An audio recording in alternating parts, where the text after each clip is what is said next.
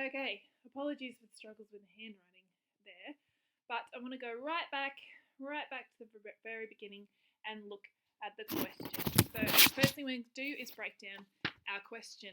We have an artist's practice is still shaped by their gender. So, practice, the way in which an artist goes about his or her work, and it goes beyond the practical, and it includes their influences, ideas, materials, and tools and skills. So, it's why they're doing it and how they're doing it. Great. Shaped by their gender. Anything that includes gender, ideologies, politics is looking at the cultural frame. So this is where you can bring in some of those cultural frame keywords. Discuss. There's our verb. You're all over discuss. And is referring to specific artists and artworks. So again, there's an S on the end. It's multiple. You need to be referring to more than one. Interestingly, when we compared with question 7, Question 7's question was examine how artists have used artworks. So the focus was on the artworks there, hence she's chosen to discuss 4 artworks. This question, an artist's practice is still shaped by their gender, is slightly more erring towards looking at the artist's intention and their interaction or relationship within the conceptual framework to their artworks.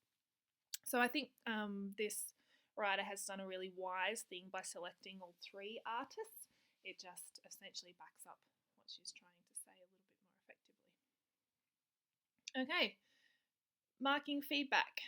Students should persuasively establish a direct relationship between the notion of gender and the way in which gender determines an artist's course through their experience, practice, and or means of representation. You don't have to discuss their practice and their means of representation, but you need to pick one of those and link it to their experience of being a woman.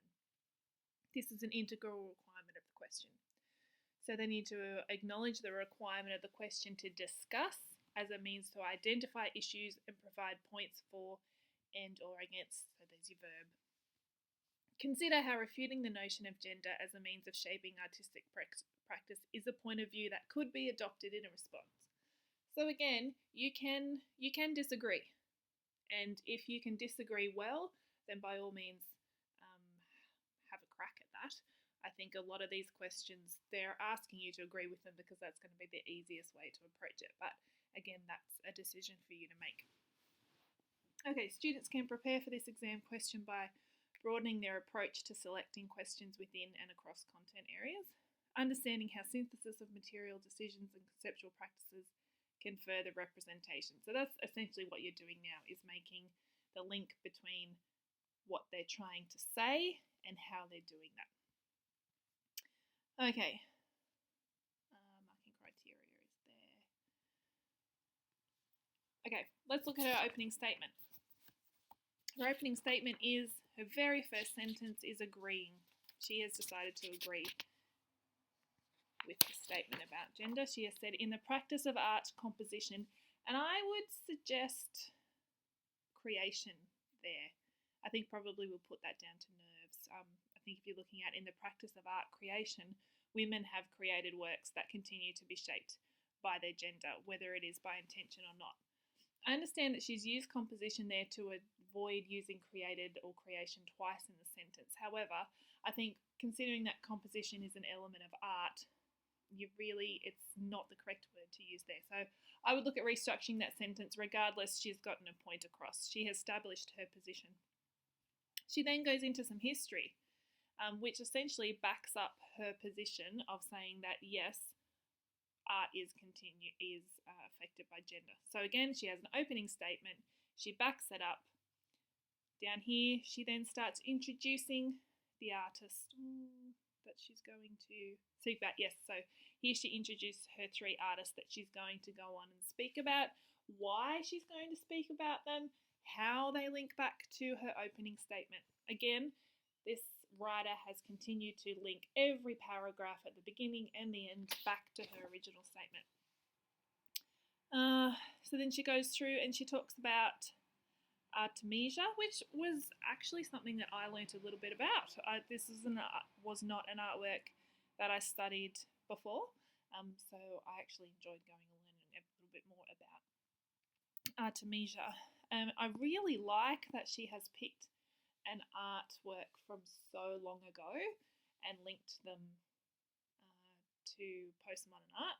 Look, it's a difficult thing to do really well. It's probably not an artwork that we will continue to focus on. Regardless, it was certainly an interesting one.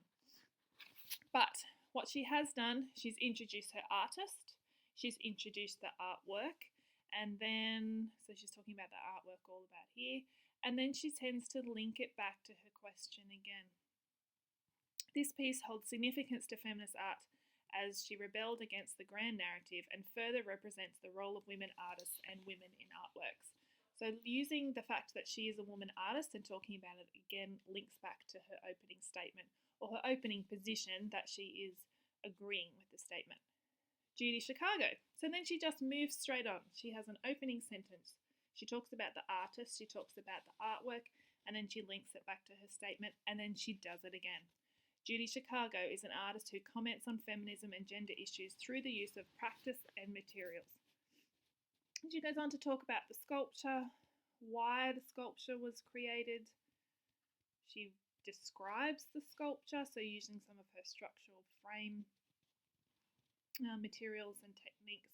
She talks about some of the symbolism, so the fact that it uses what's traditionally women's art and craft, and she subverts or she recreates that into something that says more than just creating something that looks nice. And then this last sentence, Chicago's art practice is heavily shaped by her gender and encourages women to continue to do so. Her opening statement and her ending statement again link back to her position. The Guerrilla Girls. I'm hopeful that this was not a surprise to you, that you could follow along with this particular argument well, knowing that you know a little about Guerrilla Girls, and we're going to continue to do some more. I actually like here that she has linked the Guerrilla Girls and Judy Chicago together. I think that's a little bit easier for her to do because they're from the same era. I think linking Judy Chicago and Artemisia would have been incredibly difficult. But again, she introduced her artists here. The Guerrilla Girls are a group of artists who appeal to the role of artists as activists. Like Judy Chicago, they produce art to criticise the role of women, specifically in art. Then she goes on to talk about who were the Guerrilla Girls, why did they do what they did, and then she goes on to specifically talk about the artwork. So she talks about that do women have to be naked to get into the Met is an appropriation of an different artwork. I think she could have gone into a little bit more to discuss the odalisque or the original artwork, to talk a little bit more about the female form. But again, this is at the end of an exam and you're running out of time. What she has chosen to do is link it to Linda Nochlund's article, which we will discuss in a little bit further, purely because it gives you some of insight as to why the Guerrilla Girls were so fervent in what they were doing. Linda's article is exceptionally long, and I won't make you read the whole thing, but we will look at an article that takes some of the most important parts out of it.